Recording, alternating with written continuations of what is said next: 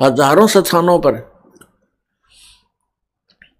अपने अन्य रूप बना करके बहुत चोले धार के और जगह जगह प्रचार किया करते थे। लाखों की संख्या में उनके अनुयायी बन गए थे। अब कोई भी संत इतनी सिद्धि युक्त नहीं है।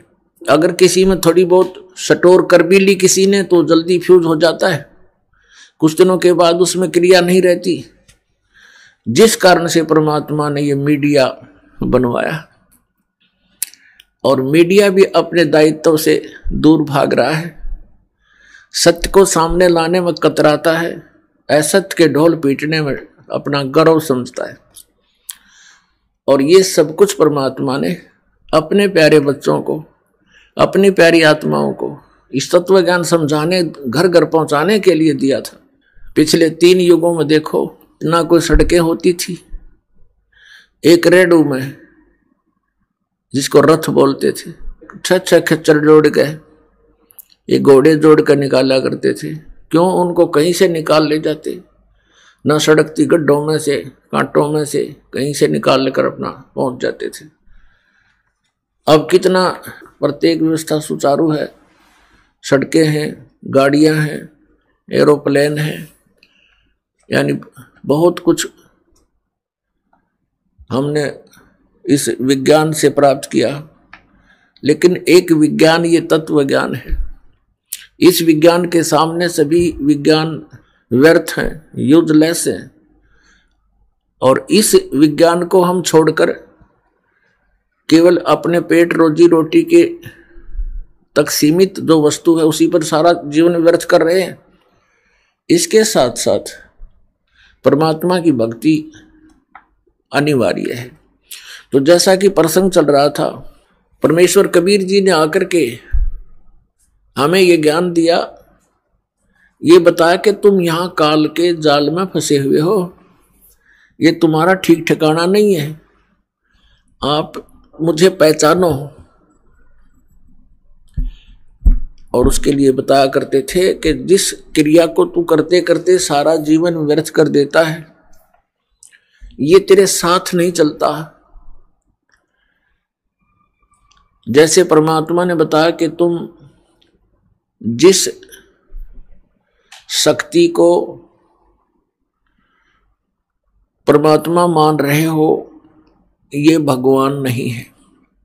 मुल्ला माया मग में बैठी हंसा चुन चुन खाई, ये ज्योत स्वरूपी अलख निरंजन कह मैं ही करता भाई।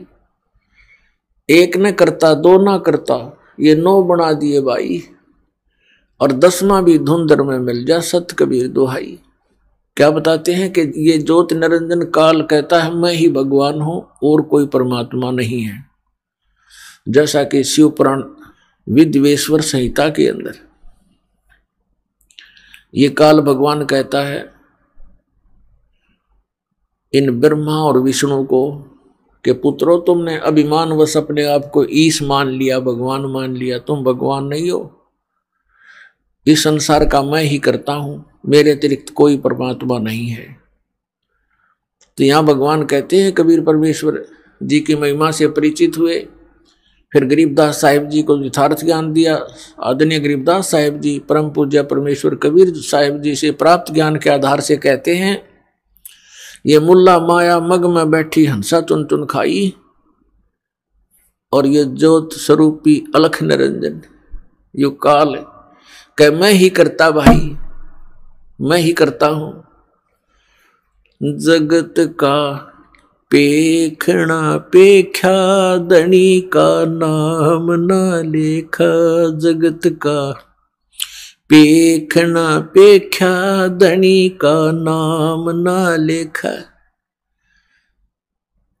जो मालिक है उसका कितना जिक्र भी नहीं। फिर कहते हैं एक न करता, 2 ना करता, ये 9 ठहराए भाई। कहते एक भी भगवान में ना काम चला, इनका इन 9 भगवान बना दिए। और कहते हैं 10वां भी धुंधर में मिल जा सत कबीर दुहाई। 10वां एक भगवान और आवेगा, काल का भेजा हुआ, कलयुग के अंत में आवेगा। इन काल के द्वारा भेजे गए अवतारों का विधान है कि ये दुष्ट वृत्ति के लोगों को मारकर ही शांति स्थापना की चेष्टा करते हैं।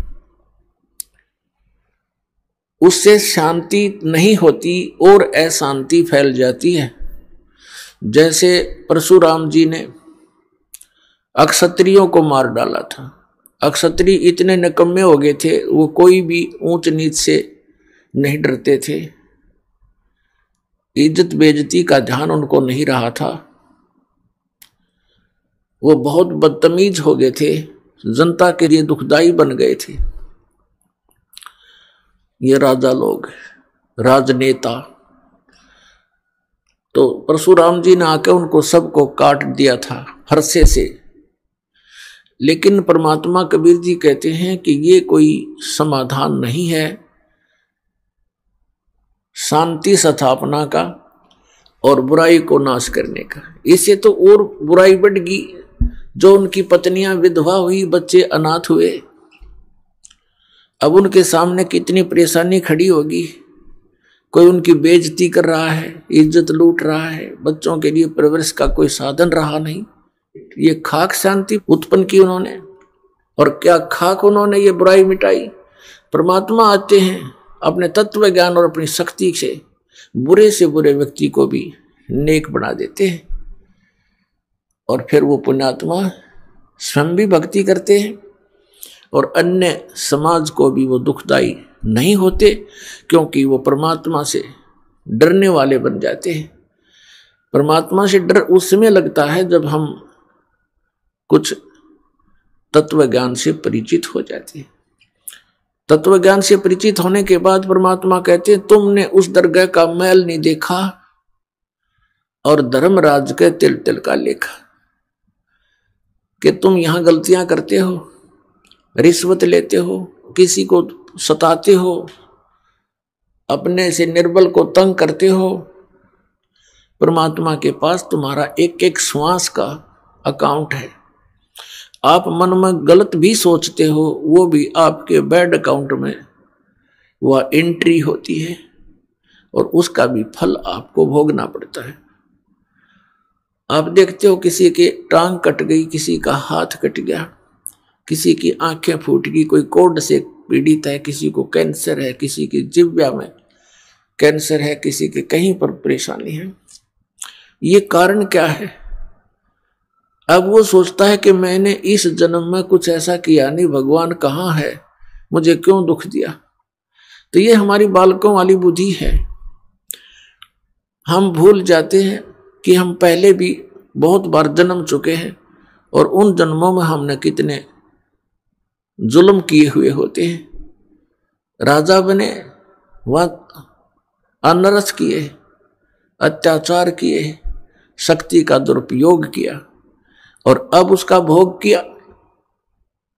कोई अंधा होकर डोल रहा है, कोई दोनों पैर नहीं उसके। पुण्यात्मा, ये तो हुआ सो हुआ। अब भगवान हमें बताना चाहते हैं कि जो हो चुका हो चुका बच्चों, अब तो संभलो। अब चाहे कितना ही रोगी हो, कैसा ही अंग भंग हो, और कैसा ही दुष्ट या नेक व्यक्ति हो, परमात्मा के ज्ञान से वह फिर से संभल सकता है। परमात्मा ने आकर हमें बताया, एक पुण्य एक पापी आया, एक है सुम दलेल रे, गरीबदास हरि नाम बिना सब ही जम की जेल रे। जैसे कुछ पुण्य आत्माएं हैं, अच्छी आत्माएं हैं, नेक नीति से जीवन निर्वाह कर रहे हैं, वो किसी को कष्ट नहीं देते, भगवान से डरने वाले भी हैं, लेकिन वो भक्ति नहीं कर रहे, क्योंकि उनको ज्ञान नहीं कि एक और काम आवश्यक है। उस कार्य से वो अपरिचित होने के कारण फिर भी अपने जीवन को बहुत ही बचाकर चलते हैं। और एक व्यक्ति दूसरा उसके साथ है, शराब भी पीता है, चोरी भी करता है, और भी बदमाशी करता है, और वो भी अपना जीवन जी रहा है। और फिर क्या होता है, इन दोनों में अंतर क्या है? जनसाधारण तो ये कहेगा कि ये नेक आदमी तो बहुत अच्छा है और ये निकम्मा आदमी तो निकम्मा बहुत है, ये तो अंडरस्टूड है। लेकिन जब हम इस अध्यात्म ज्ञान से तोलेंगे, जितने वो अच्छे और बुरे हैं वो तो है ही है, लेकिन जीवन दोनों का ही व्यर्थ है। अब ये कैसे कि जैसे एक खेत है, जमीन है 1 एकड़, वो बा रखी है, संवार रखी है, उसमें घास फूस अड़ंगा है नहीं, खरपतवार से रहित है। और दूसरा किला है, उसमें झाड़ बोझड़े जंखाड़ नेरे उगे हुए हैं, कांटेदार झाड़ी है, कीकर बबूल जाम गया है। एक वो एकड़ जमीन है। यदि उस बाहे संवारे खेत में, एकड़ जमीन में बीज नहीं बोया तो दोनों एक जैसे हैं। उस बाहे संवारे का क्या लाभ हुआ जब बीज ना बोया था? वो भी उससे जैसा है, जैसा वो व्यर्थ है, ऐसा ही वह व्यर्थ है। तो कहने का भाव ये है कि जब हम राम नाम का बीज बोवांगे, फिर वो अच्छा व्यक्ति तो अच्छा और गणा हो गया। और यदि उस झाड़ जंखाड़ उगे हुए निकम्मा व्यक्ति भी बुरे काम छोड़ के और परमात्मा के मार्ग पर लग जाता है, वो भी अच्छा हो जाएगा। उसको थोड़ा समय लग जाएगा। जैसे किसान जब उस खेत ने संवारना शुरू करता है तो उस बंजर जमीन में थोड़ा सा मेहनत ज्यादा करनी पड़ती है, वो पर संवार के छोड़ दिया करे, चाहे कितना मेहनत। ये दास समझो किसान है और आप जी के अंतःकरण ये खेत हैं। अब नेक आत्मा आती है तो और अच्छा दास को घनी मेहनत ना करनी पड़ेगी, आते बीज डाल देंगे नाम का और प्रफुल्लित होगा। और जो शराबी कवाबी है, रिश्वतखोर है, चोर है, ठग डाकू है, वो बंजर जमीन है, वो भी अगर हमारे संपर्क में रहेगा तो किसान का उसके ऊपर कभी कस्सी बजेगी, कभी ट्रैक्टर चलेगा और कभी हल से, तो उसको साफ करके छोड़ेगा और फिर दोनों एक से हो जाएंगे। जब ही सतनाम हृदय धरो, भयो पाप को नाश, जैसे चिंगारी अग्नि की बाई, पड़े पुराण घास। अब जैसे कोई पाप गणे इकट्ठे कर रखे हैं, परमात्मा की शरण में आ जाए, मर्यादा में रहे, तो फिर सतनाम का जो जाप है ये 2 अक्षर का है, जिसमें एक ओम मंत्र है, दूसरा तत्व सांकेतिक है। ये दास बताओ, इन दोनों का श्वास उस श्वास से सिमरण करना पड़ता है। तो इस सतनाम के जाप से आपके संचित कर्म नाश हो जाते हैं, जो युगों युगों का ढेर लगा पड़ा है। उन्हीं में से आपको कुछ पुण्य कुछ पाप निकाल के ये एक मानुष जीवन दिया जाता है। और फिर आपके प्रारब्ध में भी अगर कोई कष्ट है, आपके इस जीवन में जो लेख लिखे गए हैं, आपकी किस्मत बनाकर भेजी है भगवान ने, इस धर्मराज ने, तो उसमें भी यदि आपका कोई दुख, कर्म पाप कर्म के कारण कोई कष्ट आना है, वो भी इस सतनाम के जाप इस दास से प्राप्त करके, अपनी मर्जी से जाप करने से नहीं, किसी डुप्लीकेट व्यक्ति से जो अधिकारी नहीं है उससे उपदेश लेकर के वो नकली कहीं भ्रमित भी कर रहा हो तो उससे भी कोई लाभ नहीं होगा। तो फिर आपका प्रारब्ध का पाप भी नाश हो जाता है। तो पुण्यात्मा, एक पुण्य एक पापी आया, एक है सूम दलेल रे, गरीब दास हरि नाम बिना, ये सब ही जम की जेल रे। कहते जब तक सतनाम आपको प्राप्त नहीं होगा, पापी है वो नरक में चला जाएगा, को पुण्य करता वो स्वर्ग में, फिर दोनों खाली होकर पाप वाला नरक में पाप खत्म करके, स्वर्ग वाला स्वर्ग में पुण्य खत्म करके, और फिर वह दोनों वापस यहां पर इसी काल की जेल में। तो परमात्मा क्या बताते हैं, अमर करूं सतलोक पठाऊं, तात बंदी छोड़ कहां, बंदी छोड़ हमारा नामम, अदर अमर है अस्थिर ठामम। पुण्यात्माओं, आपके ऊपर बहुत जबरदस्त प्रभाव है। जैसे किसी व्यक्ति ने नशा कर रखा हो और वो घर के सामने से ही गुजर जाता, आगे चला जाता है, उसको ये नहीं पता तेरा घर कहाँ है, वो नहीं पहचान पाता तेरा माता पिता भी सामने खड़े हैं। तो वो दशा आज आपकी और हमारी है। हमारे पिता यहां भटक भटक कर चले गए, 120 वर्ष तक रहे वो बनारस में, काशी शहर भारतवर्ष में।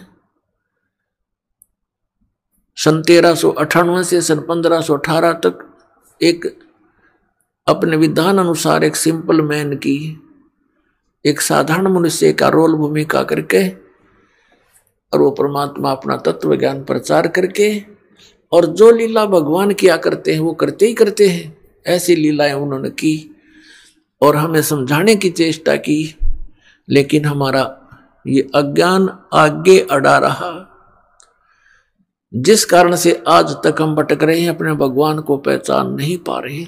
आप बहुत कष्ट उठा रहे हो, लेकिन एक शराबी व्यक्ति हो या भांग का नशा कर रखा हो, वो कहीं पड़ा रहे, धूप और छाया का उसको पता ही नहीं।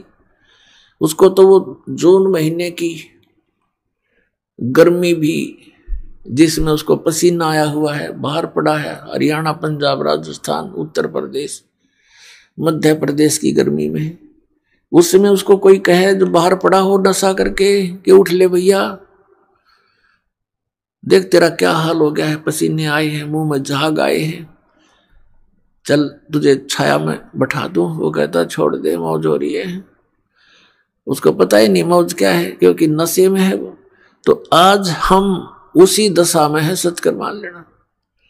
चाहे यहाँ प्रधानमंत्री बना हो, चाहे सारी पृथ्वी का पति बना हो, वो इसी नशे में बातें कर रहा है। अब पुण्यात्मा परमात्मा कहते हैं, इस झूठे सुख को सुख कहे, ये मान रहा मन मोद, ये सकल चबीना काल का, कुछ मुख में कुछ गोद। फिर क्या बताते हैं, कबीर ये माया अटपटी, सब घट आण अड़ी, किस किस को समझाऊं या कुएं भांग पड़ी। इस 21 ब्रह्मांड के कुएं में इस काल भगवान ने, जो यहाँ का स्वामी है, यहाँ का मालिक है, इसने ये झूठे सुख की इस माया की भांग डाल दी, और सभी ने उसी के जल को पान कर रखा है, पी रखा है। अब आप शाम के समय किसी ठेके पर जाकर देखो, वहां से पी कर टीटी बनकर चाहे सोचने आ रहे हो, रस्ते में उनसे बात करके देखना, एक जैसी भाषा, एक जैसी चाल, एक जैसा उनका बर्ताव होगा। ऐसे बोल रहे तो सिर पाँव है, या बोल रहे नहीं, चल अपना काम कर, समझाने की चेष्टा करे तो माने नहीं। तो इस प्रकार से हम उसी काल की भांग को पीकर मस्त हुए फिरते हैं। और परमात्मा कहते हैं, कबीर ये माया अटपटी, सब घट आण अड़ी, और किस किस ने समझाऊं या कुएं भांग पड़ी। लेकिन फिर कितने दयालु हैं, एक शराबी को समझाना कितना कठिन हो जाता है, पूरे परिवार के नाक में दम कर देता है, और हम सारे भांग पिए पड़े, और फिर हमें समझाने के लिए हमारे पिता आते हैं, क्योंकि अपने का दुख अपनों को ही होता है। इस काल यहाँ का जो भगवान है, इसको भगवान कहते हैं, भगवान उसे कहते हैं जो दुख ना दे, केवल सुख दे। ऐसे जुल्म कहर हमारे ऊपर टूट रहे हैं, बरस रहे हैं, और फिर हम कहते हैं ये बड़ा भगवान है, ये अच्छा भगवान है। किस लिए भगवान माना हमने कि देखो कितने अच्छे काजू किस्मत सेब संतरे फलदार वर्ष हमें दे रखे, फल दे रखे, और ये इतनी बड़ी पृथ्वी पर कैसे बाग बगीचे बना रखे हैं। ये किस लिए बना रखे हैं? और आपको फिर वो भूल जाते हो कि आप किसी का बेटा मर गया, किसी की बेटी मर गई। पीछे सी समाचार पत्र में पढ़ने को मिला, यहाँ बच्चे बता रहे थे कि एक परिवार ने मन्नत मानी किससे? बालाजी से। उनका पुत्र हो गया और उस पुत्र के केस उतरवाने के लिए, मत्था टेकवाने के लिए उस बालाजी में जा रहे थे। 4-5 सदस्य थे, 7वां छोटा सा लड़का था 3 महीने का। रास्ते में दुर्घटना होगी, वो बच्चा बच गया और वो सारे मर गए। बताया खाक मन्नत दी उसने, किसने दी? ये भी भूल है हमारा कि उसने पत्थर ने दे दी, उस बालाजी ने दे दी। एक भक्त सुना रहा था, बोला जी हम पहले तो भूल में थे। उसने एक उदाहरण दिया कि एक भगत हनुमान जी की पूजा कर रहा था। हनुमान जी वहां प्रसन्न हो गया, आ गया, बोल भाई क्या मांगता है? नो बोला जी बढ़िया से सूट दे, मेरा तो कपड़े को नहीं। नो बोला भाई मैं आप लंगोट में रहूं तने कितने थान दूंगा? हनुमान जी ने कहा भले आदमी तो भगवान की भक्ति करे, मैं भी भगवान की भक्ति करूं, मन भी कर दे, क्यों दुखी कर रहा है मेरे को?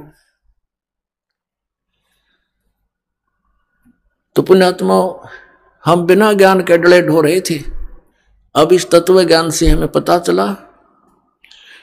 क्या बताते हैं गरीबदास साहब जी कि जगत का पेखना पेख्या धनी का नाम ना लेखा। जगत का पेखना पेख्या धनी का नाम ना लेखा। जैसे ये दास पहले हनुमान जी का कट्टर पुजारी था, जैसा लोक वेद सुन रखा था हमने, क्योंकि आत्मा भगवान के बिना रह नहीं सकती।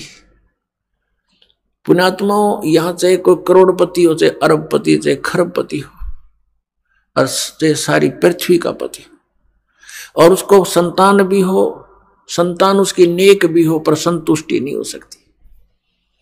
आत्मा में प्रसन्नता नहीं हो सकती, क्योंकि आत्मा को उस सुख की आवश्यकता है जो यहां पर है नहीं, और उस सुख को प्राप्त हुए बिना यह संतुष्ट हो नहीं सकती। फिर इसको यह भी पता है कि भगवान आकर बताते हैं स्वयं अपनी महिमा। अब कबीर परमात्मा कहते हैं, धर्मदास सुन अमर कहानी, अपनी महिमा हम आप बखानी। कि अपनी महिमा मैंने आप बतानी पड़े आकर के। इस मेरी महिमा का बताने वाला इस पृथ्वी पर कोई 21 ब्रह्मांड में नहीं छोड़ रखा, इसलिए किसी को याद ही नहीं रहा। सबको भांग पिला रखी है, सबके 3 इंजेक्शन लगा रखे, तीनों गुण इनके ऊपर प्रभावी है। इनको सो दिए को ना, इनको जितना दिखा ये बेटा बेटी कार कोठी आगे कुछ दिखाई नहीं देता इन बोली आत्माओं को, इतना बांध दिया इनकी बुद्धि को। तो क्या बताते हैं कि अपनी महिमा मैंने आप ही आके बतानी पड़ी। तो इस परमात्मा के से प्राप्त ज्ञान के आधार से हमें फिर दिखाई देने लगा। जैसे ये दास पहले हनुमान जी का पुजारी था, लगातार 25 वर्ष तक, यानी 10-12 वर्ष का ये दास ऐसे अपने साथी विद्यार्थी से सुनकर कि हनुमान चालीसा का 7 बार पाठ करना चाहिए प्रतिदिन, और श्री कृष्ण भगवान परम शक्ति है। वो ब्राह्मणों का लड़का था और हम ऐसे कुल में जन्म लिया हुआ था, अच्छे आदमी सारे थे, लेकिन राम नाम का आसपास नहीं थे। राम की तो दिन में चर्चा भी नहीं चला करती, दिन रात में कभी भी अपना पेट भरने के धंधे में जुड़े रहते, हमें भी जोड़े रहते। तो उससे थोड़ा पता लगा, एकदम आत्मा उभरी, तो जैसा लोक वेद सुना था उसके आधार से दृढ़ होकर लगे। कोई गुरु नहीं, लेकिन चाह भगवान की घड़ी, गीता जी का पाठ करने लगे, विष्णु भगवान श्री कृष्ण भगवान को इष्ट, फिर हनुमान जी याद आ गए, हनुमान जी इष्ट, फिर और कोई शंकर भगवान की महिमा सुनी, वो भी इष्ट। यानी हमने 36 खत्म कर रखे थे, लाभ कुछ भी नहीं था। यदि पूर्व संस्कार से कोई हमें लाभ होता था, क्योंकि बच्चे पढ़ते हैं उनको तो यही बड़ी बात होती है कि वो परीक्षा में पास हो जाए, तो परीक्षा में पास होते थे। हनुमान जी की बाबा श्याम जी दादा लाई पूजा थी, उनका शुक्र मनाते, फिर श्री कृष्ण जी विष्णु जी का शुक्र मनाते, फिर श्री शंकर भगवान का शुक्र मनाते और खुश हो जाते, बस पास हो गए, फिर भूल जाते, अगली परीक्षा में फिर याद करते बस। और फिर जैसे विवाह हुआ, फिर संतान की इच्छा होती है, हम संतान को सबसे पहले पुत्र प्राप्ति की इच्छा करते थे। अज्ञानता के कारण हमें ज्ञान नहीं था, लेकिन पुत्र और पुत्री में पुण्यात्माओं भूल का भेद मत करना। काल ने हमें यहाँ मूर्ख बनाकर पीड़ित करने के लिए, दुखी करने के लिए यहाँ इस तरह की गलत रीति रिवाजों में जोड़ रखा है। तो पुत्र उत्पन्न हुआ, बड़ी खुशी मनाई, नौकरी प्राप्त हुई, फिर भगवान के गुण गाए। अब पता चला कि जिन भगवानों को हम ये मान रहे थे कि ये हमें सब कुछ दे रहे हैं, वो ना कुछ दे सकते ना हमसे कुछ ले सकते। ये स्वयं स्वीकार करते हैं कि हम केवल नियमित कार्य ही कर सकते हैं, जिसके भाग में जैसा है पुण्य या पाप, हम उनको एज इट इज पूरा भुगवाना हमारा कर्तव्य है, उसमें कोई परिवर्तन नहीं कर सकते, अनुग्रह नहीं कर सकते। और श्री शिव पुराण के अंदर ये काल भगवान ब्रह्मा विष्णु और अपने पुत्र शिव को, शंकर को वहां संबोधित करता हुआ कह रहा है कि तुम सभी को अलग अलग विभाग दिए हैं, सतिथि, उत्पत्ति, संहार, लेकिन ये अनुग्रह तुम नहीं कर सकते किसी पर। अनुग्रह माने कृपा। तो फिर ये भगवान किसी जब अनुग्रह नहीं कर सकते, हम दुखी हैं तो दुखी देखे जाएंगे, इनका भी कोई भी वश नहीं चलेगा, क्योंकि इनकी पावर से बाहर की बात है। तो हम इनसे ही ये सब लाभ मान रहे थे। तो यहां परमात्मा कहते हैं, जगत का पेखना पेख्या धनी का कितना ना लेखा। जो हमें सब कुछ दे रहा था, हमें सब कुछ उपलब्ध करा रहा है, हमारे दुखों का निवारण कर सकता है, उसका कहीं नाम भी नहीं, जिक्र भी नहीं। अब इस प्रकार से हम परमात्मा की भक्ति महिमा से अपरिचित होकर के ये सब क्रियाएं कर रहे थे और इन भगवानों पर आश्रित थे। कबीर परमेश्वर जी कहते हैं कि धर्मदास सुन अमर कहानी, हमने अपनी महिमा आप बखानी। क्या बताते हैं परमात्मा कबीर परमेश्वर जी? कबीर पीछे लग गया जाऊं था मैं लोक वेद के साथ, रस्ते में सतगुरु मिले भाई दीपक दे दिया हाथ। कबीर परमात्मा जी कहते हैं कि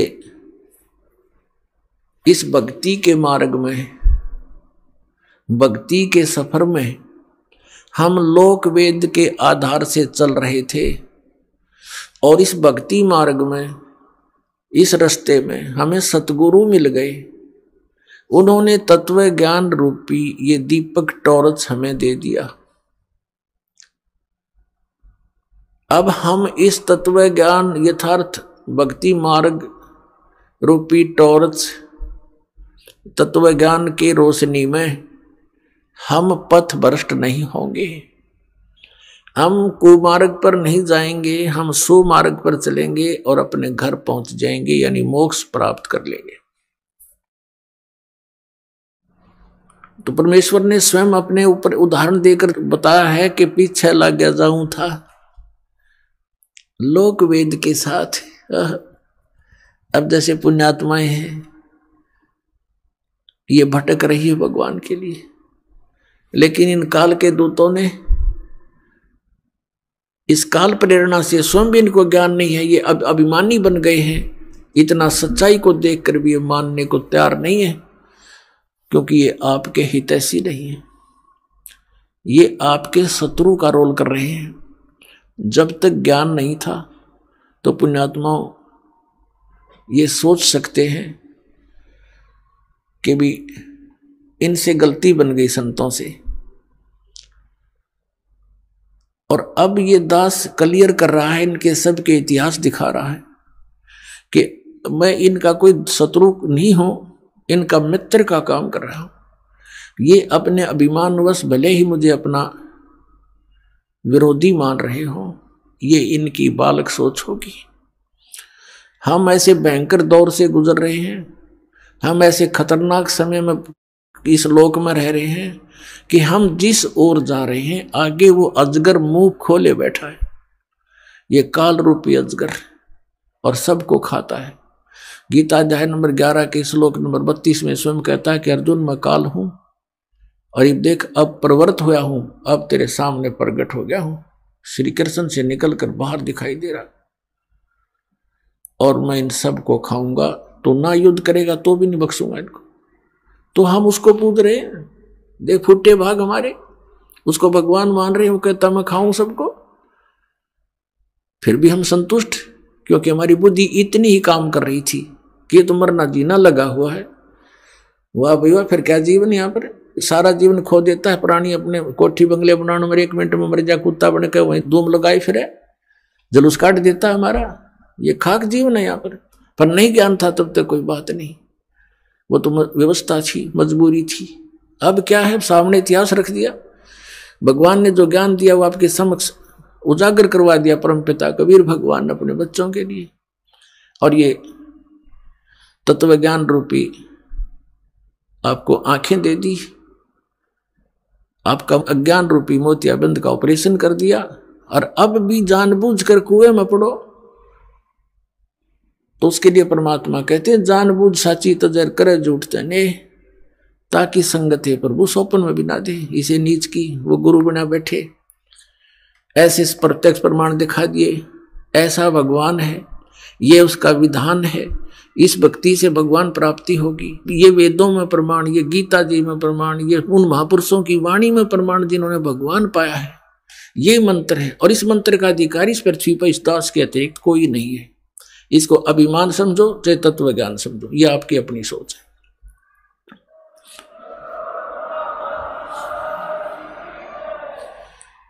क्योंकि जिस समय परमेश्वर आए थे स्वयं 120 वर्ष या रह करके कलयुग में, उनके 64 लाख शिष्य थे, उनने किसी को उत्तराधिकारी नहीं बनाया कि अन्य को भी कह दू तू नाम दे दिया करे। इस नाम का देना कोई बालकों का खेल नहीं, एक अनमोल जीवन मनुष्य जीवन के साथ खिलवाड़ करना इनके जीवन को नष्ट करना मात्र है, और अपने सिर पर भार धरना। तो परमात्मा स्वयं इनाम देते थे, उनको मालूम था कि नाम देने का अधिकारी यहां कोई नहीं हो सकता, वो इतने वजन को सहन नहीं कर सकते, इस सफर में वो सफल नहीं हो सकते। तो उस समय परमात्मा ने स्वयं ही 64 लाख शिष्यों को स्वयं ही उपदेश दिया था, और आज इस दास को, अपने वफादार कुत्ते को आपके लिए भौंकने के लिए, धनियों को जगाने के लिए अब फिर भेज दिया। ये दास लगातार सन 1994 से भौंक रहा है, और अज्ञानता के कारण सभी ये समझते हैं कि निंदा करता है रामपाल, ये तो संतों की आलोचना करता है। पुण्यात्माओं, जरा ध्यान से सुनो इस दास के वचनों को, और जो प्रमाण दिए जाते हैं उन्हें गहराई से सोचो। आपने फिर आलोचना की परिभाषा ही नहीं पता, आलोचना कहते किसे। जैसे किसी व्यक्ति ने नकली नोट छाप दिए 500 जनता को ठग रहा था, सरकार को पता चला, ओरिजिनल और डुप्लीकेट दोनों नोट साथ साथ रख के मीडिया में, समाचार पत्रों में प्रिंट करके भेजे, टीवी पर दिखाए कि भाई ये नकली है, ये असली है। अब कोई कहे कि सरकार तो किसी के नोटों की आलोचना कर रही है, तो कौन कह सकता, या तो उस ग्रुप का होगा, या कति महामूर्ख व्यक्ति, और या फिर अभिमानी व्यक्ति, या नशा कर रखा होगा किसी ने। सरकार आलोचना नहीं, एक महापरोपकार कर रही थी। ना जाने कितने बोले आत्मा ठगे जाते, मुश्किल से 2 रुपये दिहाड़ी करके सामने घर आता है, और उसमें 500 रुपये का नकली, तो मर गया बेचारा, टक्कर मार कर होता परिवार। तो पुण्यात्माओं, ऐसे ये दास आपके साथ कर रहा है। इन सब नकली संतों के इतिहास दिखा दिए, नकली महर्षियों के इनके विधान दिखा दिए, इनके द्वारा लिखी पुस्तकें आपके रूबरू कर दी। किसी विद्वान थे, इनको कख भी पता नहीं, और करोड़ों व्यक्तियों को बर्बाद किए बैठे हैं। अब इनको अब भी लज्जा नहीं आती, क्योंकि इनको पता है कि हमने इतना ज्ञान फैला दिया है कि हमारे जीवन में तो शायद ये नहीं समझ सकेंगे रामपाल की भाषा को। लेकिन पुण्यात्माओं, परमात्मा के बच्चे हैं सभी, वो संत भी भगवान के बच्चे हैं, वो भी उनके लिए बुरे नहीं है। लेकिन परमात्मा तो उस जड़ को पकड़ता है कि ये सभी काल ने भ्रमित कर दिए, और अब भी इस दास के भौंकने से ये जाग गए, क्योंकि आप धनी आत्मा हो जो भगवान के लिए तड़प रहे हो, जा रहे हो, घूम रहे हो, और आपको जगाने के लिए दास भेज दिया अपना कुत्ता, और अब भी आप नहीं जागोगे तो फिर आपने घनी भांग पी रखी है काल की। फिर सुबह उठोगे तो आपका बहुत नुकसान हुआ मिलेगा। उठोगे कब? जब आपकी मृत्यु हो जाएगी। फिर आपके चारों तरफ यम के दूत खड़े होंगे, और आप देख रहे होगे मेरा बेटा कहाँ, मेरी बेटी कहाँ, मेरा कार कहाँ, मेरी कोठी कहाँ। कहते हैं स्वप्ना सा जा टूट उठ के मूंड पकड़ रोए, तेरा ये स्वप्न सा टूटेगा। जैसे सपने में एक भगत कह रहा था, बोला जी मैं वैसे तो रिक्शा चलाता हूँ और कार की इच्छा रखता था, मेरे पास भी कार हो।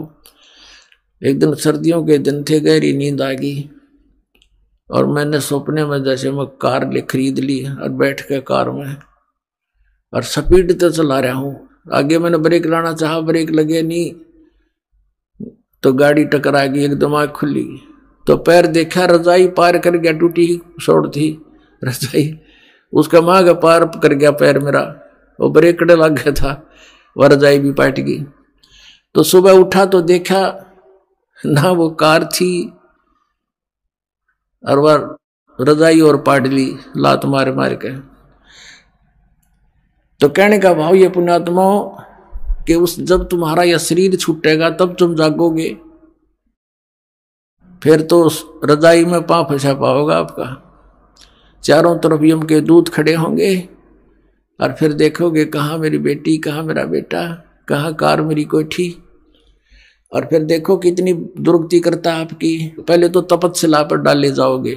एक स्थान ऐसा होता है, वहां से अचानक यमदूतों के हाथों से भी वो जीव निकल जाता है। तपस्या पर डाला जाता है, वहां भून कर बुरा हाल करता है इसका, उसे गंध निकालता है सूक्ष्म शरीर से, फिर वापस भेज देता है। तब तक वो यम के दूत वही इंतजार करते हैं, और वो सोचते हैं कि भगवान के पास गया है, वहां से वापस आएगा, और फिर वो पकड़ कर ले जाते हैं धर्मराज के पास। धर्मराज जैसा भी उसका विधान अनुसार बना देता है कि जा तू प्रेत बन। अब वो प्रेत बनाकर भेज दिया जाता है। पहले ये 13वीं क्यों मनाया करते थे और 17वीं क्यों मनाते थे कि 13 दिन तक इस जीव का ये नहीं पता यूं कहाँ रहता है, उनको पता ही नहीं था। अब 13वें दिन आवे सारे कोल्लू में गए, पीठ पड़ के तपस्या पर बन के धर्मराज के दरबार में लाइन लग जाती है, इसका नंबर आता तब इसको आगे योनि प्राप्त होती है। तो 13वें दिन फिर यू नीचे पटक दिया जाता है। फिर ये आता अपने घर, जहाँ आशा ताबासा हुई, कहते कि गधा बनेगा, किसी का पशु बन जाएगा उसी परिवार में, या कुत्ता बनकर उसी गली में शहर से पट्टे कर रहा होगा, या प्रेत बनकर फिर वहीं आता है घर पे। और ये घर पे आकर के क्या कहता, बेटा देख मैं आ गया हूं, बेटी मैं आ गया हूं। वो सूक्ष्म शरीर है, उसको बोलने के लिए स्पीकर चाहिए एक स्थूल शरीर का, वो उसका खत्म हो गया। अब वह धक्के खा रहा है, वहीं भटक रहा है, कोई उसकी सुन नहीं रहा। वो सोचता है देख कैसा परिवार है, मेरी एक बात नहीं मान रहा है। फिर काफी दिन के बाद उसको दूसरे भूत मिल रहे के भगत तो भूत बन गया ही वे, अब को नहीं अपना पे होते हैं। तो ये ऐसे भी दुखी करता है, हर तरह से परेशान किया जाता है। तो जो प्रसंग चल रहा है उसी पर आते। अब कहने का भाव यह है पुण्यात्माओं कि इस परमात्मा की सत भक्ति करने से आपने ना भूत बनना, ना 13वीं की जरूरत, ना 17वीं की आवश्यकता, ना फिर पिंड भरवाने। इन पिंड भरवाने के सारा लगे क्या फायदा मिलता है? नथिंग। परमात्मा कहते हैं भूत जुनी जहां छूट है पिंड दान करन तो गरीब दास जिंदा कहे नहीं मिले भगवंत। पिंड दान कर दिया, भूत की जुनी छूट गई, हर गधा बन गया, होगी मुक्ति है तेरे की। अरे इस साधना से, इस भक्ति से सारा ही झंझट मिटे।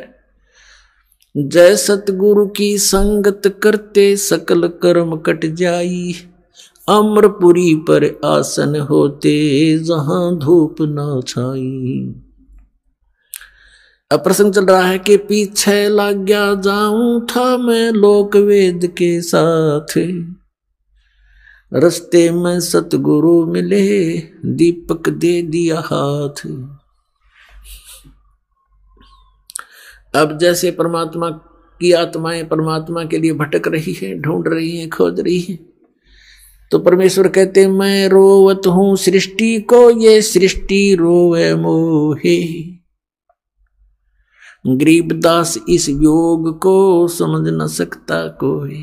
आदरणीय गरीबदास साहब जी गांव छुड़ाने जिला झज्जर वाले, हरियाणा वाले, इनको परमात्मा मिले, आदरणीय नानक साहब जी को मिले थे, आदरणीय गीसा साहब जी को मिले थे, आदरणीय दादू साहब जी को मिले थे।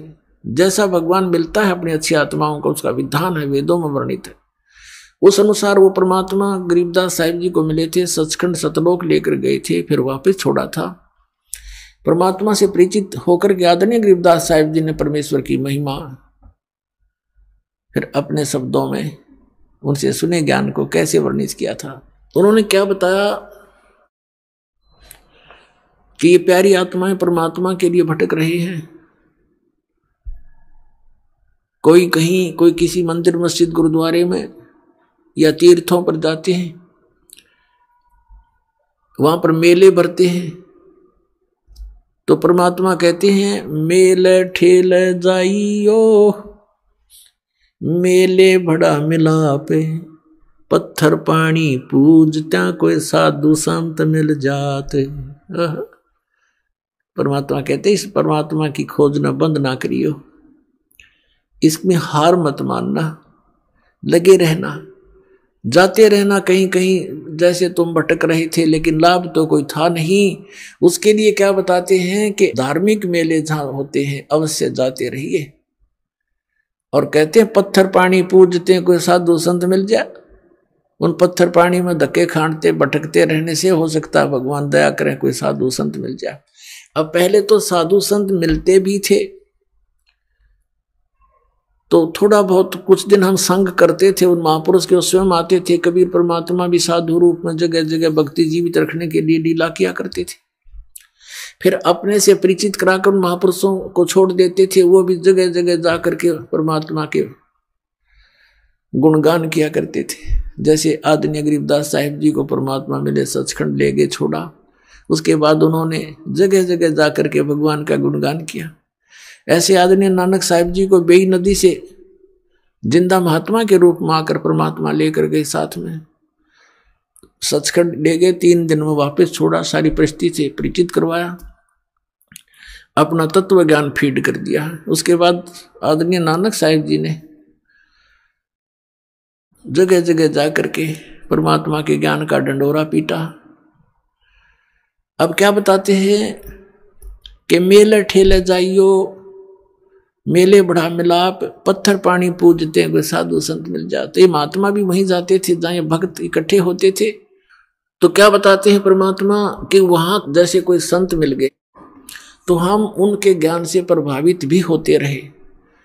उन पत्थर पानी पूजते समय हमें कोई संत मिल जाते, उनसे चर्चा भी करते, कुछ दिन उनका संग भी करते, तो उससे हमें कुछ लाभ भी होता। फिर हमें भ्रमित कर देता कोई अज्ञानी काल का दूत कि ये क्या जाने जो ज्ञान तुम सुना रहे हो ब्रह्मा विष्णु महेश से ऊपर कोई शक्ति है, ये तो झूठा है, कोई प्रमाण नहीं।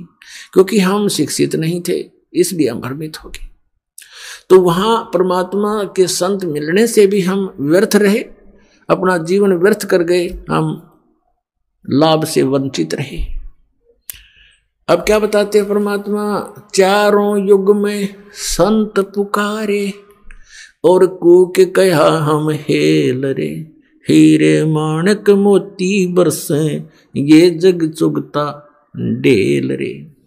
अब क्या बताते हैं परमात्मा के चारों युग में मेरे संत पुकारे, जिनको मैं मिला, अपने ज्ञान से परिचित कराया और वापस छोड़ दिया। यहाँ पर उन्होंने चारों युगों में मेरी महिमा का गुणगान किया, ऊंचे स्वर में आवाज लगा लगा कर जगह जगह पर जा करके, और कहते हमने भी कूक कहा हम हेल रे, हेल माने हिला दे कर, ऊंची आवाज दे करके।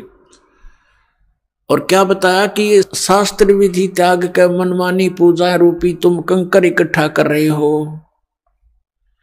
और हम सत साधना रूपी हीरे मोती आपके सामने बखेर रहे हैं। आप अनजानपने से इनको ना स्वीकार करके और ये आन उपासना रूपी कंकर पत्थर डले इकट्ठे कर रहे हो, डले ढो रहे हो। अब क्या बताते हैं, पर भी लेन जात है दुनिया, अमरा ज्ञान किने ना सुनिया। भगवान हमारे पिता हमारे बीच में खड़े होकर रो रहे हैं और कह रहे हैं कि पर भी लेन जात है दुनिया, हमरा ज्ञान किन्हें ना सुनिया। ये बोली आत्माएं कुंभ के मेले पर जो पर भी लगती है, वहां उस तालाब में स्नान करके मोक्ष मान रहे हैं, और हमरा ज्ञान किन्हें ना सुनिया। हमारा ज्ञान कोई सुनकर राजी नहीं, जिससे मोक्ष भी होगा और कहीं भटकना भी नहीं पड़ेगा।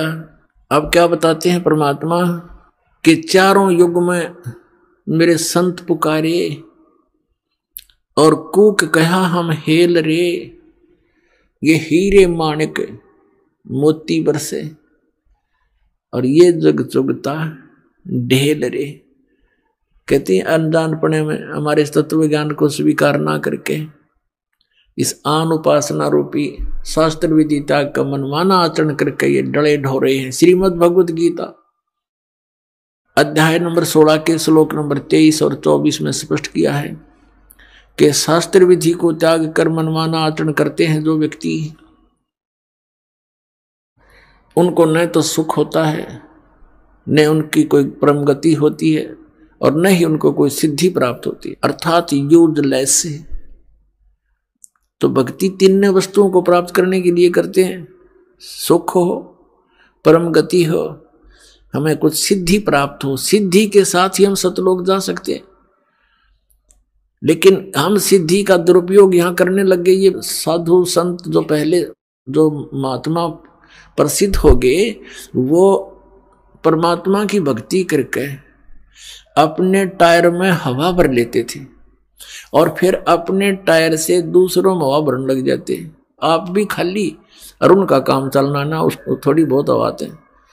तो इस प्रकार वो सिद्धि दिखा दिखा कर उस सिद्धि को यही नाश कर जाते थे, अपनी भक्ति को।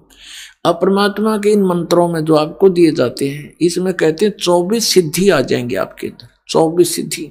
लेकिन इनका दुरुपयोग आपने कर लिया, आप यहां तो प्रभुता पा जाओगे, पर भगवान आपसे रुष्ट हो जाएगा, आप यहीं रह जाओगे। शब्द महल में सिद्ध 24, हंस बिछोड़े विश्व बीसा। हमारे इस शब्द में यानी मंत्र में जो हम साधना देते हैं, इसमें 24 सिद्धियां आ जाएंगी आपको, लेकिन ये आपको भगवान से दूर कर देंगी। प्रभुता की भूख आप में हो जाएगी। आपके वचन से किसी का थोड़ा बहुत काम ठीक हो जाएगा, कार्य सिद्ध हो जाएगा, आपकी पूजा शुरू हो जाएगी, और दोनों काल के जाल में अपनी ट्यूब से दूसरे में हवा भर के आप कितने सुखी कर सकते हो? नहीं कर सकते। तो इसी प्रकार उसको स्वयं ही विधि बताओ कि आप भी जाइए और वहां पंप लगा है, हवा भरवा लियो। मैं अपने टायर से भर के अपना भी काम बिगाड़ोगे और अगले का भी आशीर्वाद देते हो। किसी के सिर पे हाथ रखते हो। 1 रुपये की कमाई करी, 12 अन्य खत्म कर दिए, तो खाक रहा है तेरे पास। तो उनको भी कहो भगवान से जुड़ो, ये मंत्र लो, जाप करो और स्वयं भी अपनी हवा भरवाओ भगवान से। यानी आप भी भक्ति की शक्ति प्राप्त करो। उस शक्ति से, भक्ति की शक्ति से, सिद्धि से हम सतलोक जा सकते हैं, नहीं तो हम कैसे जा सकते हैं। तो उस सिद्धि को, यानी भक्ति को हम यहाँ नाश कर देंगे तो फिर सतलोक नहीं जा सकते। इसलिए इसको सटोर रखना है। और यहाँ खर्चने के लिए आपको अलग से विधि दी जाती है जो प्रथम मंत्र है। और इन प्रथम मंत्रों में भी कुछ ऐसा मिश्रण किया है परमात्मा ने, दया बख्शी है। ये कंप्लीट कोर्स है मोक्ष प्राप्ति का। तो इसमें से भी आपका भक्ति अंश डिपॉजिट होगा, वो खत्म नहीं होता। जैसे पहले ये 5 नाम दिए जाते थे, जो अब आपको 7 दिए जाते हैं। तो इन 7 नामों के जाप से यदि उपदेश लेकर भी कोई व्यक्ति मृत्यु को प्राप्त हो जाता है, सतनाम उसको प्राप्त नहीं हो पाता है, तो भी उस व्यक्ति को तुरंत मनुष्य जीवन मिलेगा, गारंटीड बात है।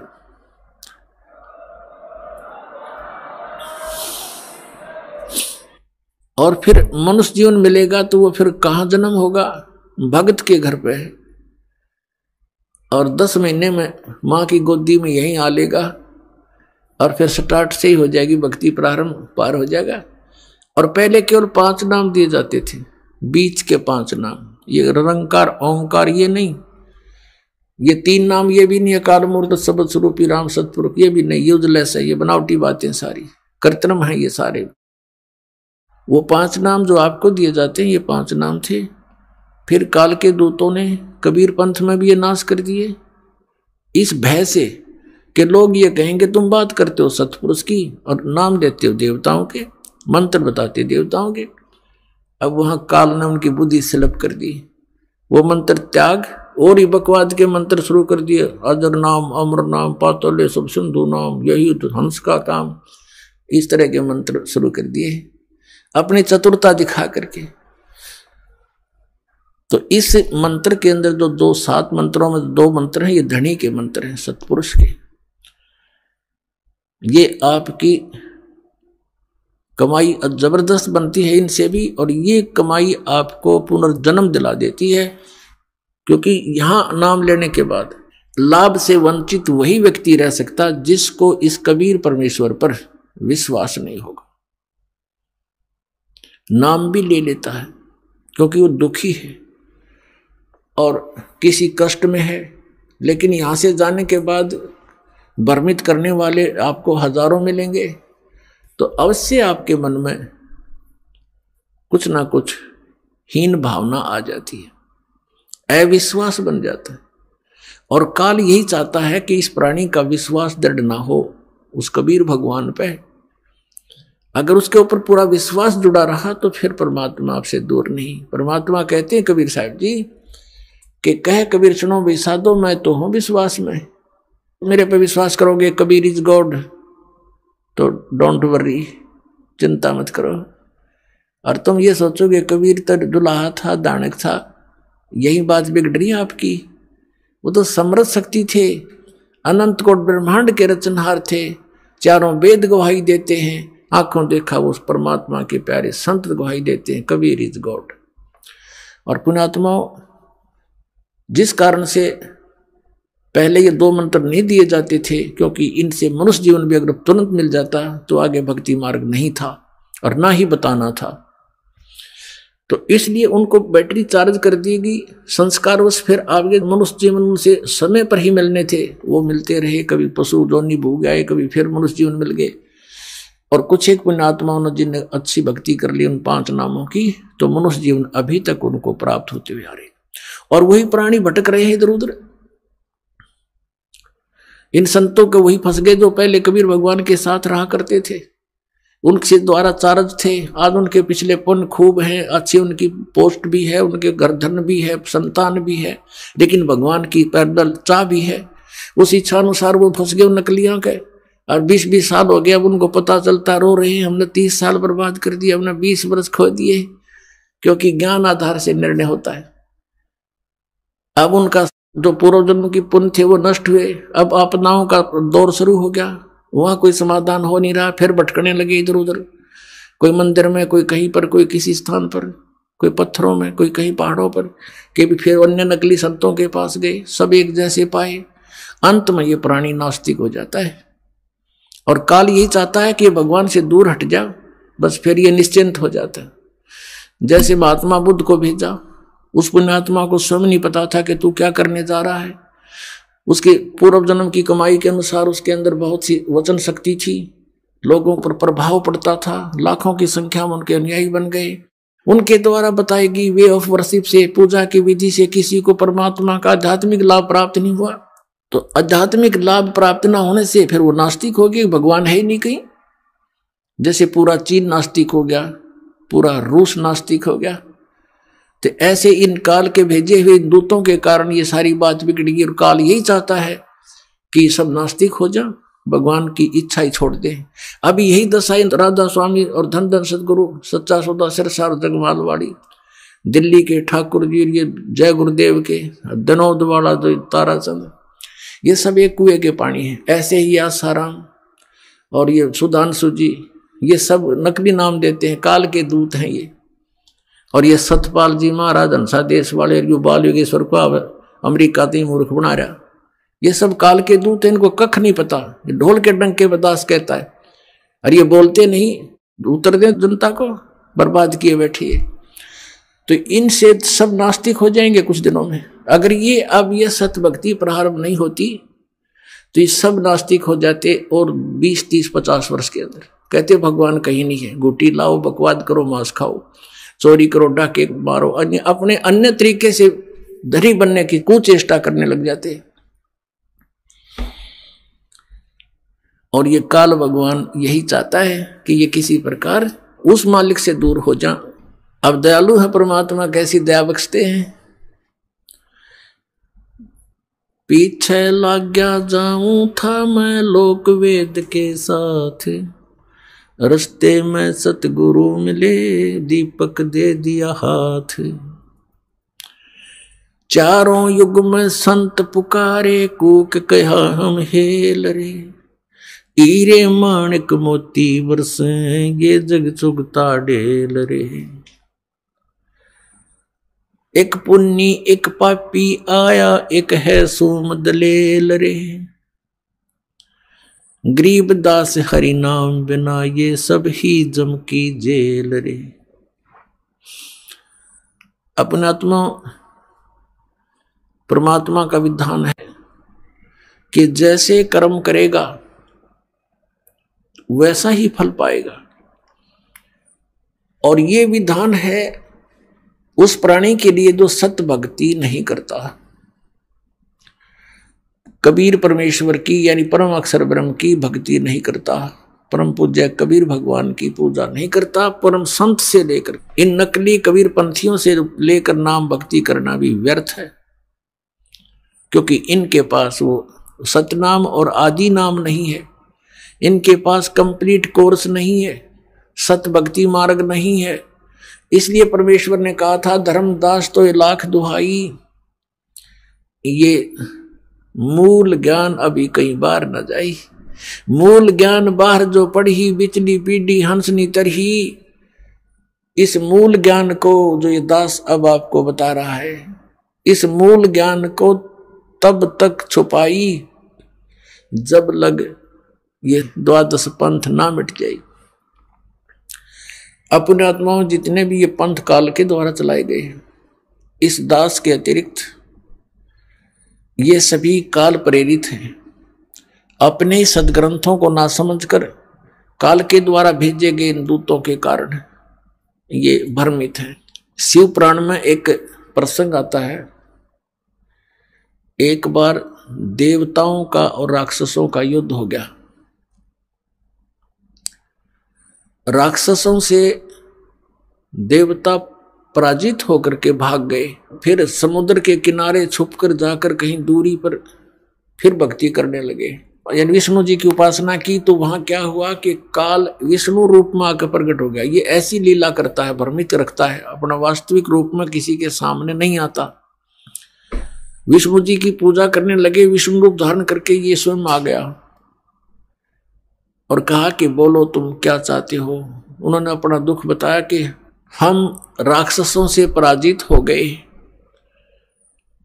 और हम बहुत कष्ट में रहते हैं, हमारा कुछ समाधान करो प्रभु।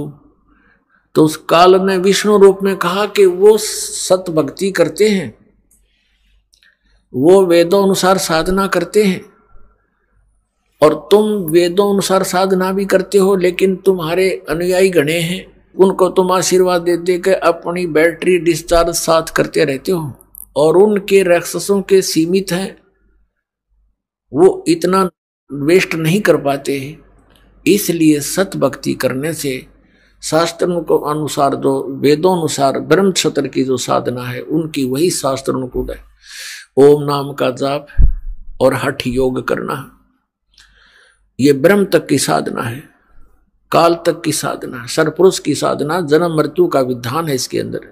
बस इतना ही है, किया कर्म ही प्राप्त होगा, पूर्ण मोक्ष नहीं हो सकता इस मंत्र से।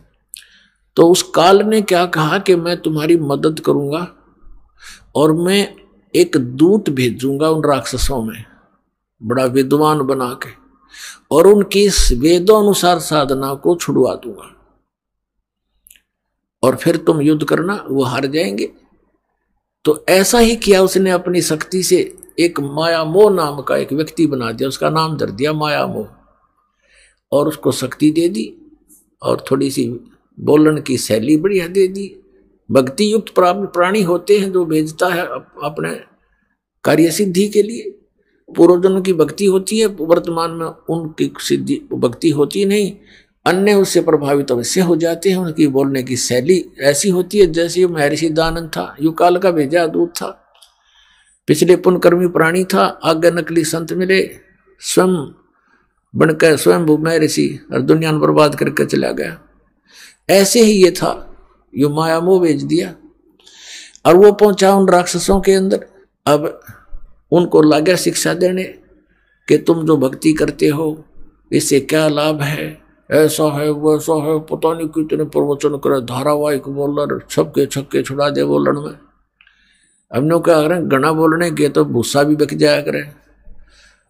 तो कहने का भाव यह है कि उन सभी ने उस चतुर व्यक्ति, उस काल के दूत की बातों को मान लिया, अपने वेदों अनुसार सत साधना जो करते थे उसको त्याग दिया और फिर वो डले ढोंड लग गए जो मूर्ख बना गया वो नकली। और फिर जब उनको पता चला देवताओं को, तो उन्होंने उनसे युद्ध कर दिया, तो राक्षस हार गए, देवता विजयी हुए। तो आज आपकी वो सतिथि होगी। इस काल ने कहा था, सतयुग में वचन हुए थे परमात्मा से,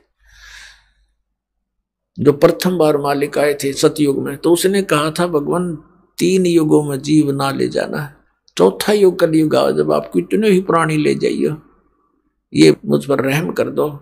तो ऐसा परमात्मा ने तथास्तु कर दिया था, चल भाई ऐसा मैंने मान लिया। अब इसने यहां आकर कलयुग में किस प्रकार के धर्म बना दिए, कितने हमको बांट डाला और कितने नकली पंथ चला दिए। इस दास के आने से पहले सब ने कति डंडोरा पीट दिया, सबको घेर के बैठ गए।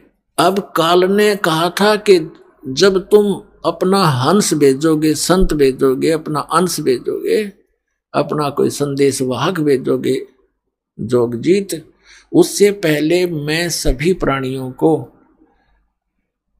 भक्तिहीन बना दूंगा, चरित्रहीन बना दूंगा और भिन्न भिन्न विभागों में बांट दूंगा। अन्य देवताओं की पूजा पर इतना दृढ़ कर दूंगा कि तुम्हारी फिर कोई सुनेगा नहीं। जाबेस से कहा जाना और समझा लेना कलयुग में आके। तो परमात्मा ने कहा था ठीक है भाई। और इसने ये भी कहा था काल ने कि भगवान आप जबरदस्ती ना करना, बलपूर्वक ना ले जाना किसी को, आप अपना ज्ञान देना, आपका ज्ञान माने आपके, मेरा ज्ञान माने मेरा, वो मेरे ही जाल में रहे, उनके साथ जबरदस्ती ना करना। परमात्मा ने कहा भाई ठीक है, बगैर ज्ञान के तो ये वहां से आ ही गए थे, फिर बगैर ज्ञान के तो फिर यही धक्के खाएंगे, ये मेरे साथ चल ही नहीं सकते। तो अब ये परमात्मा ज्ञान दे करके आपको ले जाएगा। अब जैसे इस ज्ञान के आधार से हम सतलोक जाएंगे, ये ज्ञान आपको दिया जा रहा है। तो इस ज्ञान की प्राप्ति के लिए आपको परमात्मा ने शिक्षित बनाना पड़ा। अब जो प्रसंग चल रहा है कि अब हम इतने बिगड़ गए और काल यही चाहता है कि तुम्हारा जब हंस आवेगा ये किसी की सुने नहीं। नकली संतों से पंथों से ये थक चुके होंगे और दूध का जला फिर छाछ को भी फूंक मारकर लस्सी भी फूंक मारता है। तो काल ने सोचा था फिर कोई नहीं सुनेगा उनके हंस की, परमात्मा के संदेश वाहक की, सत मार्गदर्शन करने वाले की। काल ने सोचा था कोई नहीं सुनेगा। उसने कहा था कि बेशक जाओ जोग जीत संसारा, जीव ना माने कहा तुम्हारा। जीव तुम्हारा कहा ना माने और हमारी ओढ़ हो बाद बखाने। काल ने कहा था कि तुम्हारा कोई भी बात नहीं मानेगा और हमारी ओर हो करके, यानी हम काल के ज्ञान पर तुम्हारे साथ वाद विवाद करेंगे, तुम्हारी कोई नहीं सुनेगा। तब परमात्मा ने कहा था कि धर्मदास जी से बता रहे थे कि कहा था प्रभु फिर कैसे बात बनेगी दाता। अब तो आज कलयुग में तो सचमुच इसने हमारे कितने तो धर्म बना दिए और कितने हमारे को अज्ञान से भर दिया। तीर्थ व्रत और इन मस्जिद मंदिरों के पूजनों तक सीमित कर दिया। अब कैसे मानेंगे भगवान आपकी बात को। तो परमात्मा ने कहा था धर्मदास एक समय आएगा कलयुग में और उस समय अपना दास भेजेंगे हम और फिर देखना मैं कैसे लीला करता हूं। उस समय तक ये सभी नकली दूत अपने ज्ञान बताकर थक चुके होंगे। इनके अनुयायी भी उस अज्ञान को सुन सुन उनके कान पक चुके होंगे और फिर हम अपने दास को भेजेंगे, वो उनके अज्ञान का मोतियाबिंद का ऑपरेशन करेगा।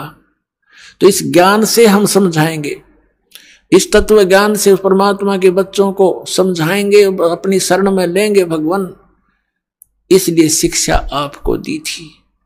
तो क्या बताते हैं परमात्मा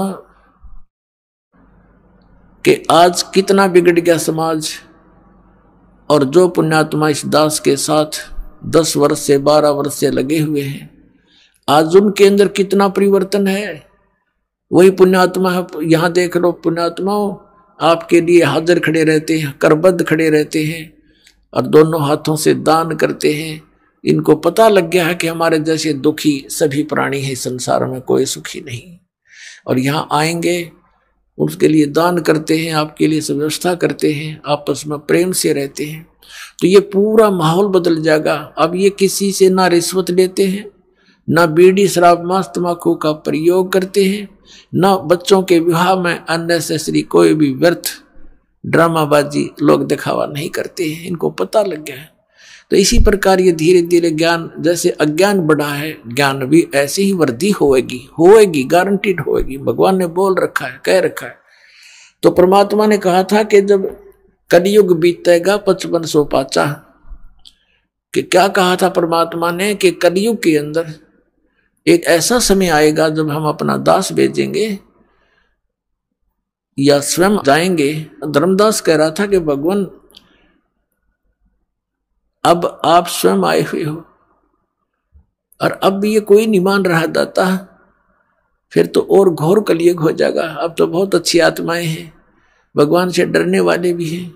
आप बता रहे उस समय तो बहुत नास्तिक होने के कागार पर होंगे, आप कैसे समझा पाओगे मालिक। तो परमात्मा ने कहा था वो विधि मेरे पास है, आने दे वो समय जब 5500 वर्ष कलयुग के बीत जाएंगे, तब पूरी पृथ्वी पर मेरी ही ज्ञान की चर्चा होगी और मेरी शरण में सारे आओगे और मैं ही भगवान होगा और एक ही ज्ञान होगा। सब मेरे बच्चे मुझे पहचानेंगे और सतलोक जाएंगे बेटा, अरबों की संख्या में ले जाऊंगा। तो विश्वास रख। तो उस समय धर्मदास का विश्वास नहीं हो रहा था कि भगवान ये कैसे संभव हो सकेगा।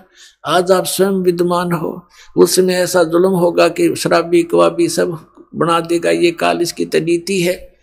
उस समय तो और करड़ा हो जाएगा। तो भगवान ने कहा था कि जब तक वो समय नहीं आता तब तक ये मेरा वचन भाई हो नहीं साचा। निराधार दिखाई देंगी मेरी बातें, लेकिन जब वो समय आएगा सबको ठीक कर दूंगा। धर्मदास विश्वास रख, ये शिक्षा इसलिए दी गई है पुण्यात्माओं कि आप ये अपने परमात्मा को पहचान लो, और पहचान रहे हो, छोड़ छोड़ कर नकलियों को भाग रहे हो। कबीर साहब कहते हैं कि डूबे थे पर उबरे गुरु की लहर चमक, गुरु के ज्ञान चमक, और भेरा देखा जर्जरा उतर चले फड़के। जैसे पहले बेड़ा हुआ करता, बेड़ा क्या होता, नौका तो बाद में चली है, पहले ऐसा दिमाग था लोगों में, क्योंकि काल ने बुद्धि तो छोड़े ही रखी। दरिया पार करने के लिए एक बेड़ा बना करते, लंबा चौड़ा, सूखे लकड़ों का या फूस फास सा रख कर ऊंचा सा, जो पानी तक ना पहुंचे, नीचे वैसे बांस बूंस से लगा कर, और उसको वो आधा पानी में डूबा रहता, आधा थोड़ा बहुत ऊपर सूखा। तो कहते हैं उस बेड़े में बैठे जा रहे थे दरिया पार होने के उद्देश्य थे, और साथ में आ गया नया बेड़ा बहुत सुरक्षित। तो उसको कहा किसी ने कि ये तो डूबेगा, तुम डूबोगे, ये सारा कंडम हुआ पड़ा तुम्हारा बेड़ा, ये पार नहीं कर सकेगा तुम्हें, इसमें आ जाओ, देखो ये बिल्कुल ठीक है। कहते हैं जब देखा, दोनों को तुलना किया कि सचमुच ही तो आधा कंडम हुआ पड़ा, डूबने वाला है और सामने वाला ठीक है, तो कहते हैं उतर चले फड़क, तुरंत बेड़ा बदल लिया, एकदम छलांग मार के जैसे फड़क जो जंप लगा जाते हैं भयभीत सा होकर के। तो परमात्मा ने कहा था कि उस समय इस ज्ञान से और उस अज्ञान की तुलना करके मेरे बच्चे मेरे वाले ज्ञान को ऐसे ग्रहण करेंगे जैसे उतर चले फड़क, न दौड़ के भागे होंगे, कोई ना मरे नकलियों के पास। तो उस समय की इंतजार है धर्मदास मुझे, पूरे विश्व में मेरा ही ज्ञान होगा, मेरा ही गुणगान होगा, और पूरी पृथ्वी पर एक बार फिर से सतयुग जैसा माहौल होगा। अब सतयुग में क्या होता था, सब संतुष्ट होते थे, ना कोई बड़ी बड़ी कोठियां बनाते थे, झोपड़ियां डालकर टाइम पास करते थे, सुंदर फल आहार, अच्छा आहार करते थे, अच्छा विचार रखते थे, सभी भक्ति किया करते थे। जब तक हम भक्ति पर दृढ़ होकर नहीं लगेंगे, हमारे विकार समाप्त नहीं होते।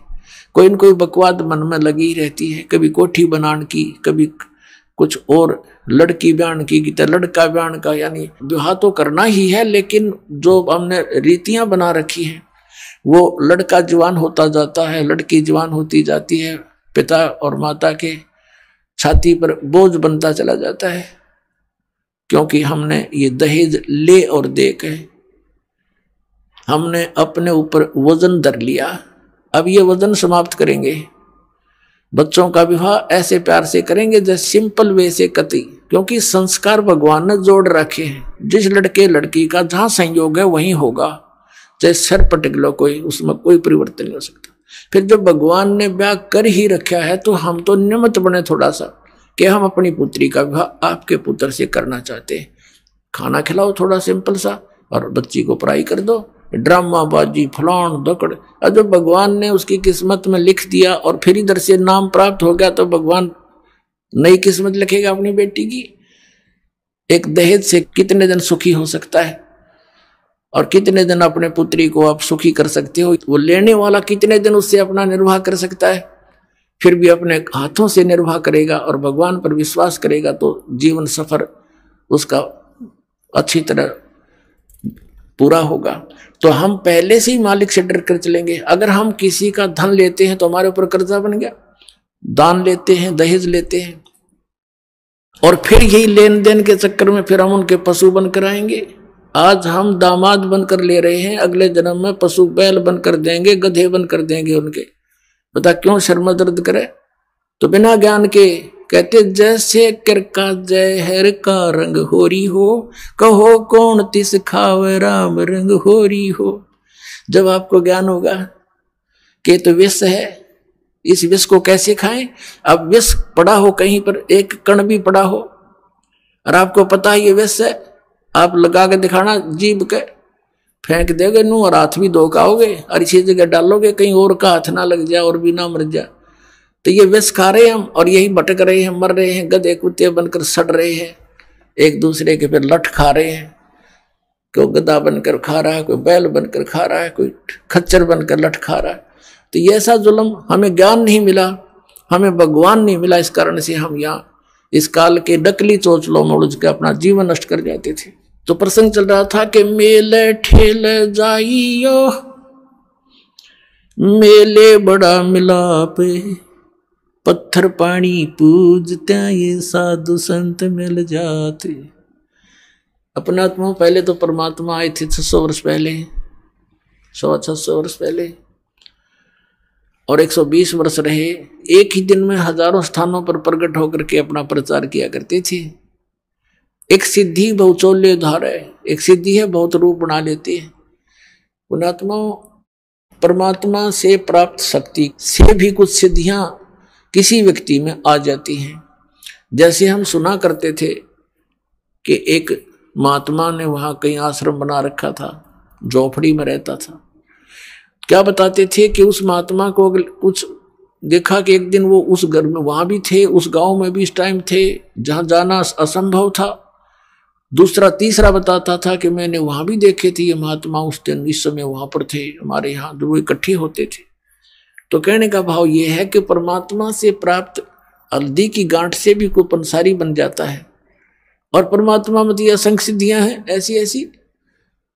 तो उस परमात्मा ने ऐसे किया, और अब ये टेलीविजन दे दिया। अब इसके कारण से अपने बच्चों को समझा रहे हैं। अब दूसरा क्या बताया कि मेले ठेले जाइयो मेले बड़ा मिलाप, और पत्थर पानी पूजता कोई साधु संत मिल जाते। अब कहते हैं जैसे इन धार्मिक मेलों पर श्रद्धालु ही जाया करते हैं मोक्ष प्राप्ति या कोई धन लाभ के लिए, कोई संकट निवारण के लिए, दुखी भी जाते हैं। तो साधु संत मिलते रहे, हमें वो तत्व ज्ञान ना था, जिस कारण से उन महापुरुषों से भी हम दूर हो गए। अज्ञानता के कारण, अनजानपने में काल के दूतों ने हमें भ्रमित कर दिया। अब परमात्मा ने ऐसी कृपा बख्शी है कि आपको शिक्षा दी, अक्षर ज्ञान करा दिया, और अब एक ऐसी जड़ी बनवा दी इस दास के द्वारा, इस सारे आध्यात्मिक ज्ञान को सुलझा के एक कैप्सूल बना दिया, ज्ञान गंगा। एक कैप्सूल बना दिया। दास ने सत्संग किया तो भक्तों ने उसको संग्रह करके एक पुस्तक बना दी, ज्ञान गंगा। और उस पुस्तक को लेकर के ये भक्त वहां पर जाते हैं जहां धार्मिक मेले भरते हैं। जैसे एक बार हरिद्वार में मेला भरा, कुंभ का मेला, और वो 1 महीने चला। हमारे भक्त वहां गए पुस्तक लेकर के, तो श्रद्धालुओं ने पुस्तक ली। कुछ जो जिनकी रोजी रोटी चल रही थी उन्हीं स्थानों से, उन्होंने विरोध किया, भक्तों के साथ भी दुर्व्यवहार किया। ये गए थे परमार्थ के लिए, और जिन पुण्यात्माओं को पुस्तक हाथ लगी वो कौन था? वो पुस्तक नहीं, वो कबीर परमात्मा की उपस्थिति समझो, वो संत समझो। तो अब तरीका संत का ये बनाया मालिक ने कि सब शिक्षित है, ये तत्व ज्ञान रूपी पुस्तक उनको दे दी, और उस पुस्तक को पढ़कर अब वो पुण्यात्मा यहाँ आ रहे हैं।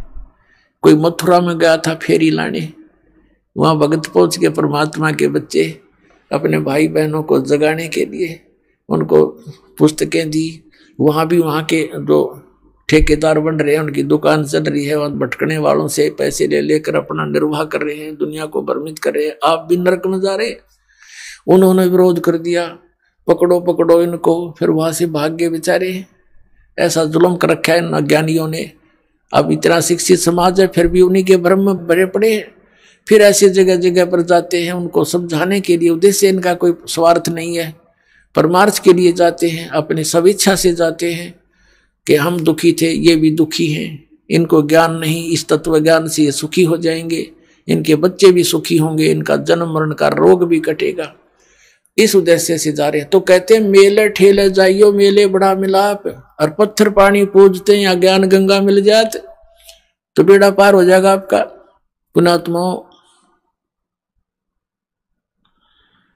परमात्मा हमें याद दिलाने आए थे, इस झूठे सुख को सुख कहे ये मान रहा मन मोदे,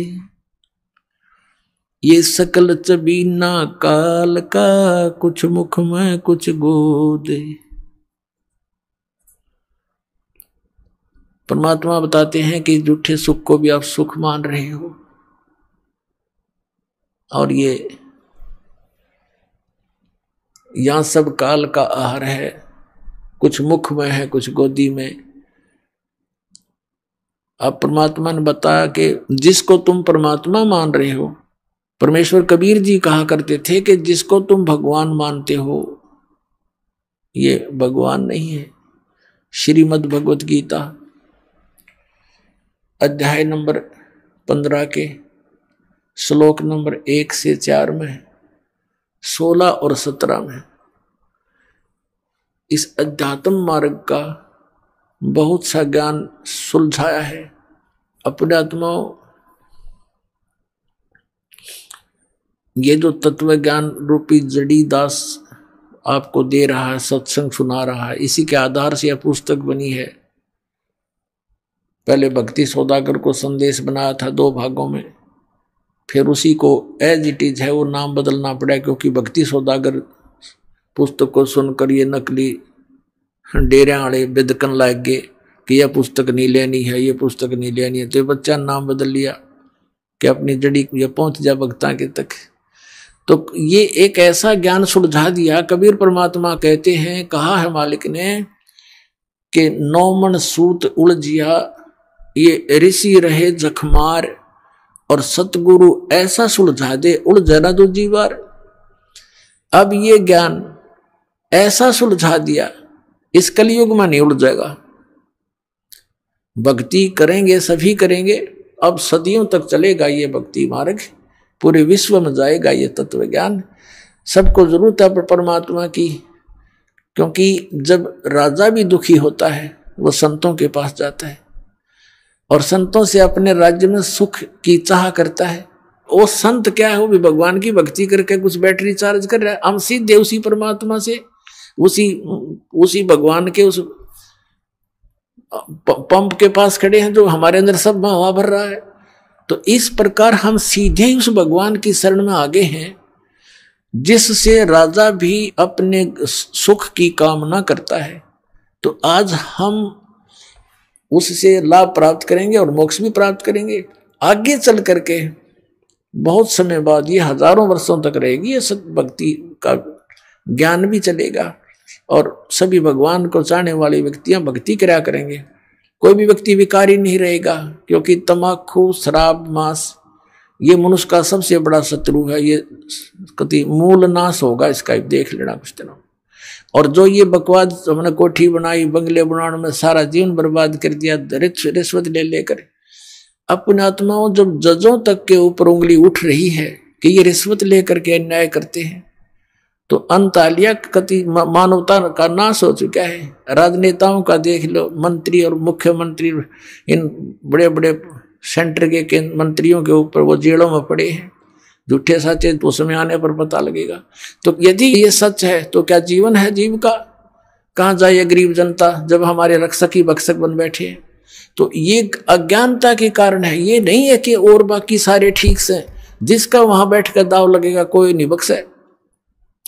कोई का मतलब है कि अधिकतर हो चुके हैं, बहुतायत हो चुकी है ऐसे हमारे, लेकिन मिथ्या नहीं होते। ऐसी बात नहीं होती कि सभी बुरे नहीं होते, अच्छी आत्माएं हैं, उनकी कोई बसाती नहीं। गांव गांव में अच्छी आत्माएं हैं, जो वहां पर भी पंचायतों में विशेष न्याय प्राप्त नहीं हो रहा। अच्छी आत्मा वहां भी रोती है कि अब क्या करें, सब जगह बात बिगड़ चुकी है। तो अब ऐसी स्थिति आवेगी कि प्रभुता की भूख खत्म होगी। समय लगेगा, थोड़ा सा होगा इस ज्ञान से ही, और बहुत ज्यादा समय भी नहीं लगेगा, बहुत शीघ्र होगा, क्योंकि ये प्रचार बहुत अच्छी तरह हो रहा है। अपने आत्मा इस अच्छे मार्ग में है। एक ये दास है जो सत्य बता रहा है। इस दास को छोड़कर जितने भी संत हैं या पंथ हैं, वो अध्यात्म मार्ग से परिचित नहीं। उनके पास ये सत्य साधना नहीं, तत्व ज्ञान नहीं। अब जैसे पुण्यात्मा कितना ही अच्छा हॉस्पिटल हो और कितना ही नेक डॉक्टर बैठा हो बोलन में चालन में, लेकिन उसके पास ट्रीटमेंट उस रोग का है नहीं, तो खाक है वो हॉस्पिटल, और खा क्या है वो डॉक्टर। फिर कितना अच्छा हो, कितना अच्छा बोलता हो, उसने क्या करेंगे हम? तो कहने का भाव ये है कि ये जो जड़ी है जन्म और मरण के रोग का नाश करने की। ये सतनाम है।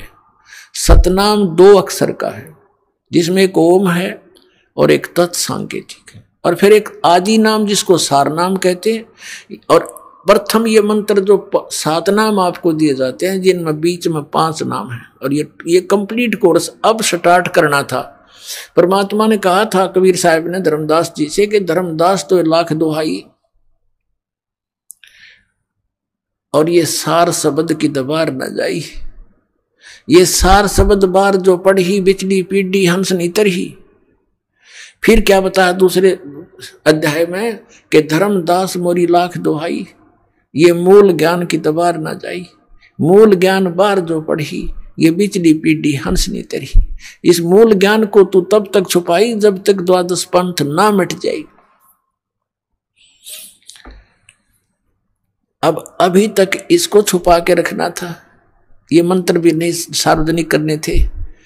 आदरणीय नानक साहिब जी को भगवान मिले बेई नदी पर एक जिंदा महात्मा के रूप में, सचखंड लेकर गए।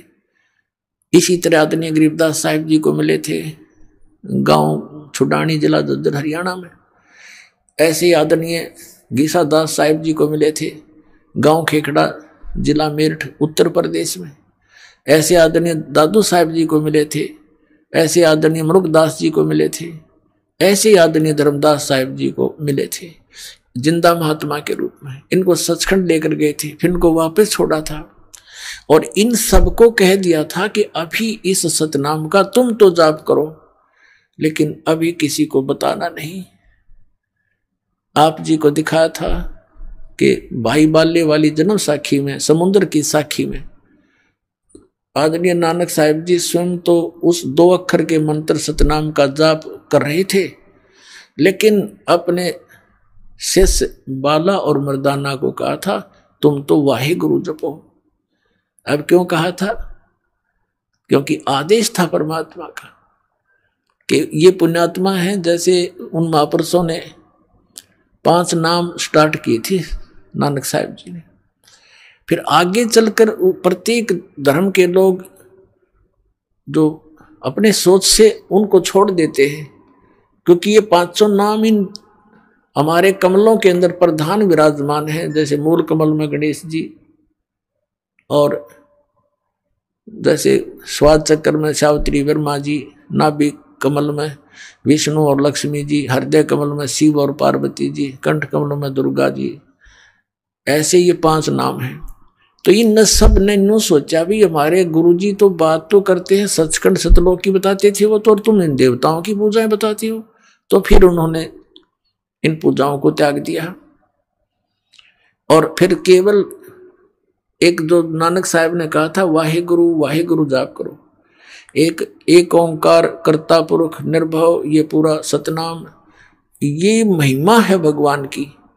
जैसे गायत्री मंत्र बना रखा है हिंदुओं ने, वैसे तो उसके सामने ओम मंत्र नहीं लगाना चाहिए, क्योंकि ये यजुर्वेद अध्याय नंबर 36 का मंत्र 3 है, इसमें ओम नहीं लगा है। इन्होंने अपनी सोच से जैसा बना रखा, अब इसे दूसरा, इसलिए यहाँ आगे नहीं बढ़ाएंगे इसको। तो वहां नानक साहिब जी स्वयं तो वो सतनाम का जाप कर रहे हैं और शिष्यों को बना कर रहे हैं, और साथ में सार्वजनिक भी कर दिया कि कोई आने वाला इस समय के लिए कि हमें फिर पहचान जाएंगे कौन सा मंत्र है वो 2 अक्षर का और जिससे मोक्ष हो सकता है।